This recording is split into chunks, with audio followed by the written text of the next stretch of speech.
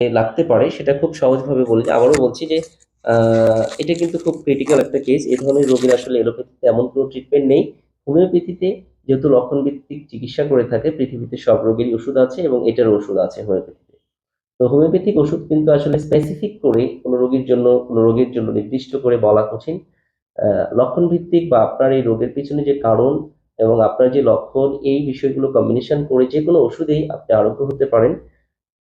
তো এটা আপনি একজন দক্ষ অভিজ্ঞ চিকিৎসকের পরামর্শ নিয়ে সেই ওষুধগুলো নির্বাচন করে যদি আপনি সময় দেন, মিনিমাম 6 মাস, 1 বছর, 2 বছর, ইনশাল্লাহ আপনি ভালো ফলাফল পাবেন। এছাড়াও হোমিওপ্যাথিতে কিছু ওষুধ আছে যেগুলো স্পেসিফিক, অর্থাৎ যারা বিভিন্ন কারণে ডাক্তারের কাছে যান না অথবা হোমিওপ্যাথিক প্রতি খুব একটা আস্থা পাচ্ছেন না ডাক্তারদের প্রতি, তাদেরকে বলবো যে আমি কিছু মেডিসিনের নাম বলছি যে মেডিসিনগুলো আসলে এই রোগের পিছনে ভালো কাজ করে থাকে।